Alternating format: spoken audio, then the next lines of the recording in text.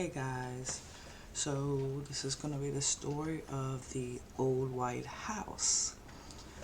And some of y'all know about the old white house because you've lived there with me at times.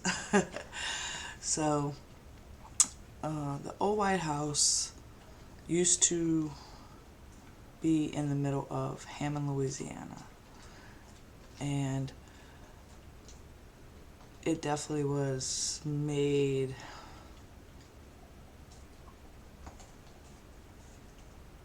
well, it wasn't a new house, let's put it that way. It was made in a different time era, so uh, it was very spacious. Had three main bedrooms, and then they had an extra room. It looked like it may have been a porch at one time, but it was closed in.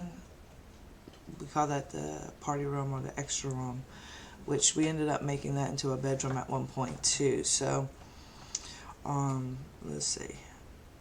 They had the living room, the dining room, the kitchen, and kind of like the back of the house was kind of like the front of the house. So that's confusing, right? So I think at one point, where the road was, you would think would be the front of the house, but the way the house was sitting, you would go through the laundry room into the kitchen and then into the dining room and all. And the front or the back of the house actually looked like it would have been the front of the house because it had like the porch with the podiums on it.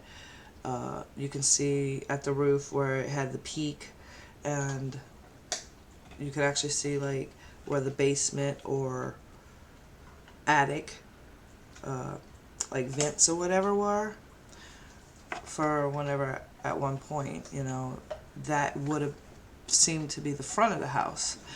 But there was woods and stuff actually back there. And then there was actually businesses on the other side of the property line, and then like a highway type way over on that side. So it didn't go through. Like you couldn't get to the house from that other interstate highway type road because there was gates and stuff. So I think at one point maybe the front of the house from the road that we were able to access was actually the back of the house. But somehow during time and change, it got flipped around. I don't know.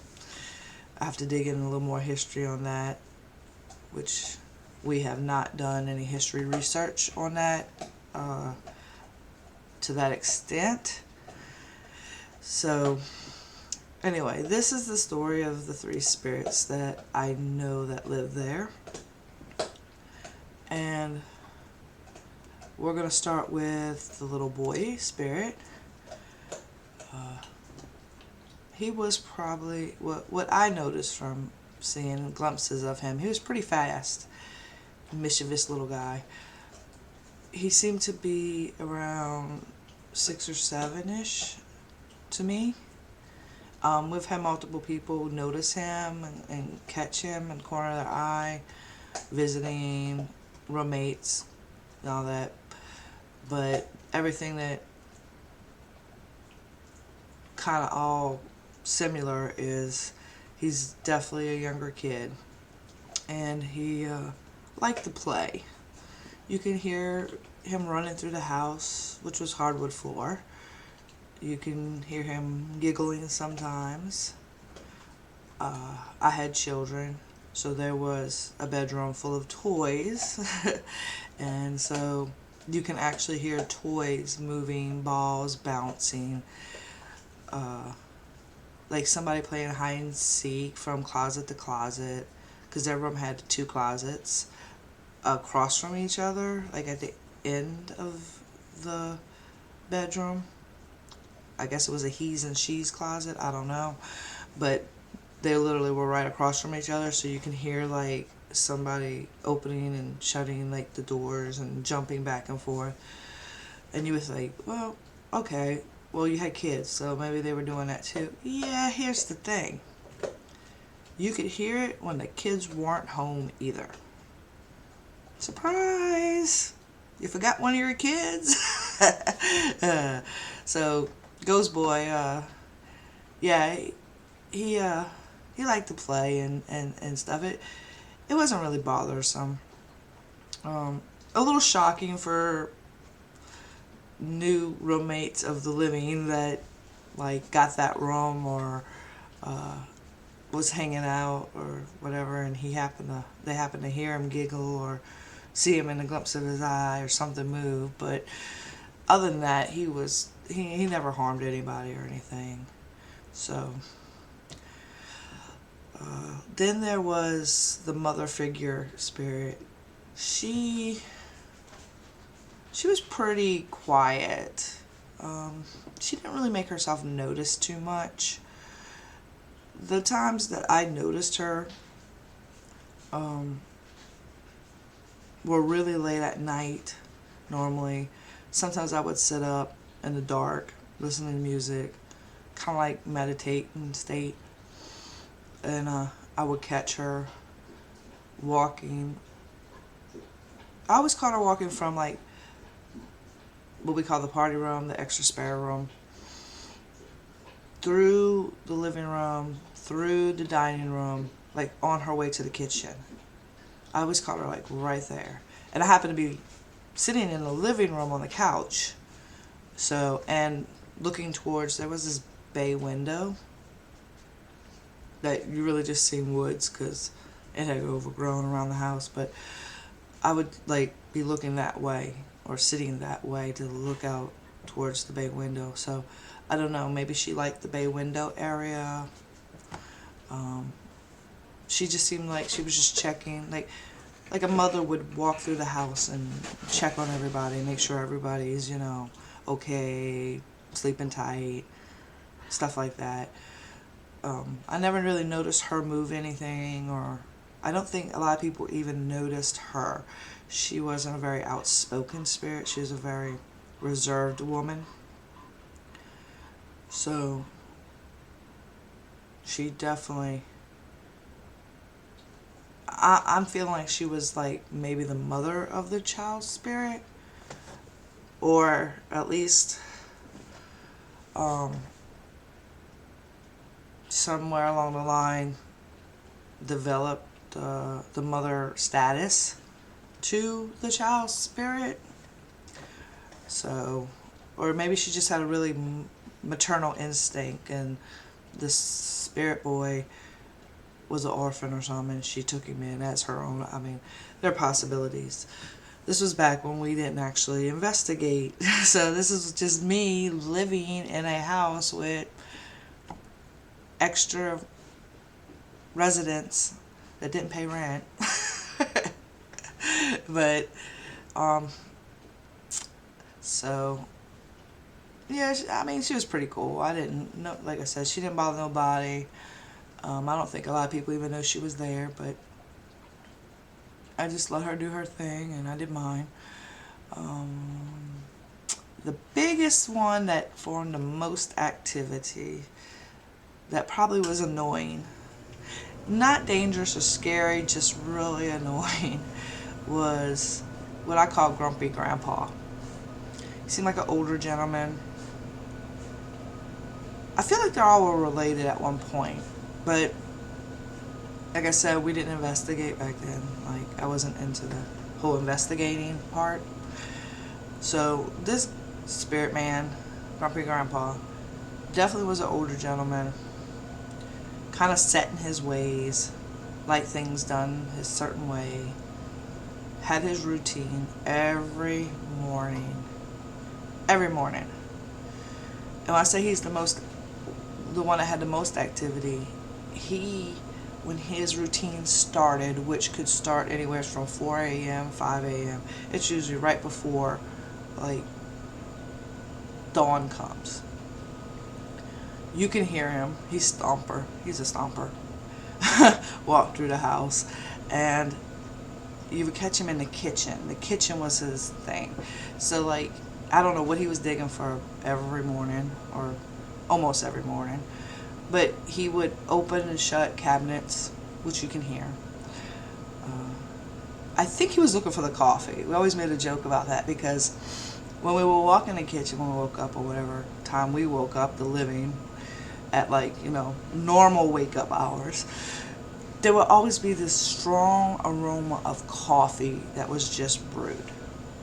Y'all like, well, that's normal. People drink coffee in the morning, right? Here's the kicker. I don't drink coffee. I didn't even own a coffee pot. There was no coffee grinds, filters, none. Because I didn't drink it. You know what I'm saying? So there was no point in me going and buy any of this stuff. But yet, here is the smell of fresh brewed coffee. Just all over the kitchen, right? I like the smell of it.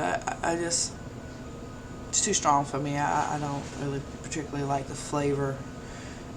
I mean, I'll do a mocha and stuff, yeah, but not straight coffee. So, obviously, Grumpy Grandpa will be waking up, or getting up, or doing his thing. He's looking through the cabinets, he's making his coffee. And then, here's where the problem comes in. I'm pretty sure, because I got little glimpses and visions, but I'm pretty sure Grumpy Grandpa was walking outside to get the newspaper and bring it back in to sit at the kitchen table and read his paper and drink his coffee. Sounds pleasurable, right? I mean, pretty normal. He would leave the front door in the laundry room. Like I said, the back of the house seemed to be the front of the house. They got switched, so there was actually 2 doors leading to outside. The front, the kitchen door, and then you walk through the laundry room, and then there's another door to lead you outside. He would walk through those doors, opening them and leaving them open, almost every morning. Well, here comes the problem with that. We live in the middle of a city. Down the road is not that great of a neighborhood. So, stranger danger is not cool.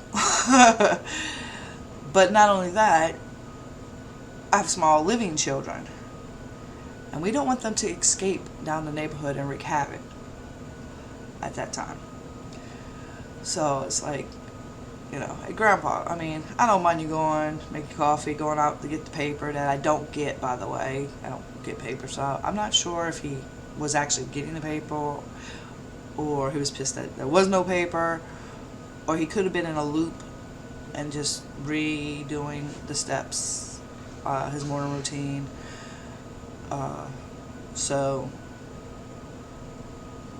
I'm not really sure, but there were many times I asked him, like, come on dude, like, at least shut the door, or at least shut one of the doors when you go outside and come back in and do your thing.